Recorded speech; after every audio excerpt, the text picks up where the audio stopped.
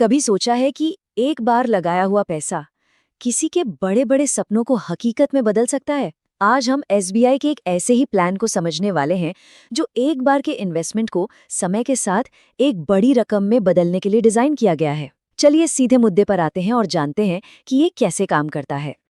ये सवाल शायद हम में से कई लोगों के मन में आता होगा।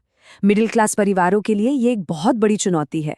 एक नई गाड़ी लेनी हो, अपना घर बनाना हो या परिवार में कोई बड़ी शादी करनी हो, अक्सर हमारी तनख्वाह और हमारे सपनों के बीच एक फासला सा रह जाता है ना? तो असल प्रॉब्लम यही है। एक रेगुलर जॉब महीने के खर्चे तो निकाल देती है, लेकिन जब बात आती है जिंदगी के बड़े गोल्स की, तो कुछ और करने की जरूरत महसूस होती है। चलिए देखते हैं कि ये चुनौती असल में है क्या। देखिए, सैलरी से रोजमर्रा की जिंदगी तो ठीक ठाक कट जाती है, पर सिर्फ पैसे बचा बचा कर बड़े फाइनेंशियल टारगेट्स पूरे करना बहुत मुश्किल हो सकता है।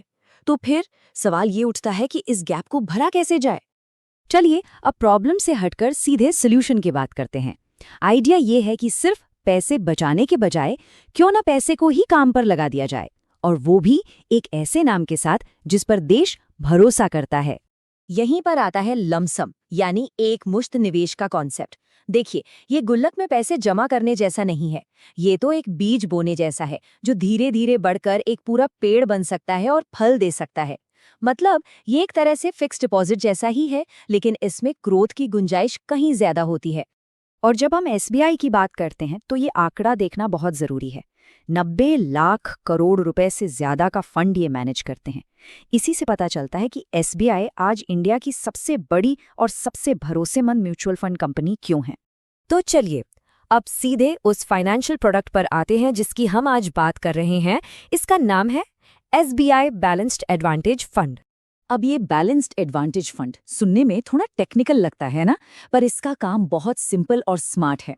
ये फंड खुद ब खुद मार्केट के उतार चढ़ाव को देखता है और अपने पैसे को स्टॉक मार्केट और बॉन्ड के बीच एडजस्ट करता रहता है। इसका मकसद रिस्क को कम रखना और रिटर्न को बैलेंस करना है। अच्छा, अब जरा इस फंड की कुंडली पर नजर डालते हैं। ये जो AUM है, इसका मतलब है कि लोगों ने इस फंड में कुल मिलाकर करीब 41,000 करोड़ रुपए लगाए हुए हैं। NAV इसके एक यूनिट की कीमत है, और ये जो एक्सपेंस रेशियो है, ये फंड को मैनेज करने का एक छोटा सा सालाना चार्ज होता है। तो सवाल ये है कि ये पैसा आखिर जाता कहाँ है। देखिए, ये फंड हमारे पैसे को भारत की 200 से ज्यादा टॉप कंपनियों में इन्वेस्ट करता है।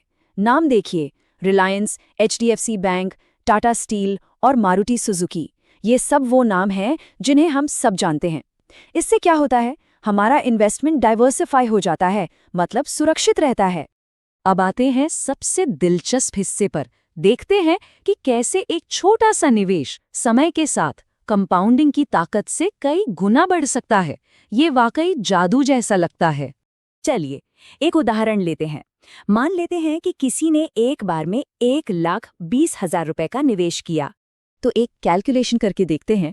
हम ये मानकर चल रहे हैं कि इस एक मुश्त निवेश पर हमें साल का लगभग 13% का रिटर्न मिलता है।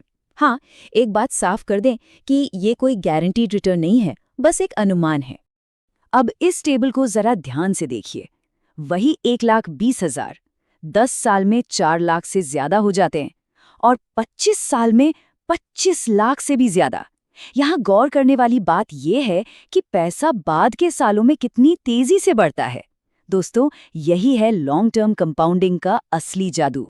और मजे की बात यह है कि हमने तो फिर भी सिर्फ 13% का एक सेफ अंदाजा लगाया है।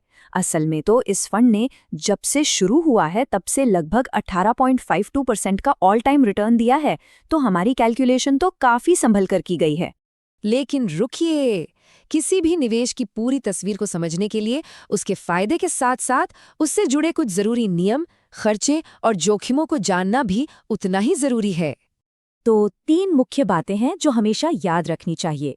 पहली, अगर 1 साल से पहले पैसा निकाला तो 1% का एग्जिट लोड यानी एक चार्ज लगता है। दूसरी, जो भी मुनाफा होगा उस पर टैक्स देना होगा। और तीसरी और सबसे जरूरी बात, रिटर्न की कोई गारंटी नहीं होती, क्योंकि सब कुछ मार्केट के उतार चढ़ाव पर निर्भर करता है।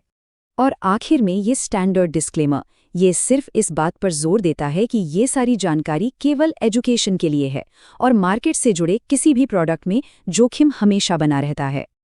तो ये विश्लेषण यहीं खत्म होता है, पर ये एक सवाल जरूर छोड़ जाता है कि अगर आज का एक छोटा सा निवेश आने वाले कल की नींव बन सकता है, तो किसी की भी फाइनेंशियल प्लानिंग का अगला कदम क्या होना चाहिए। इस पर विचार करने के लिए धन्यवाद।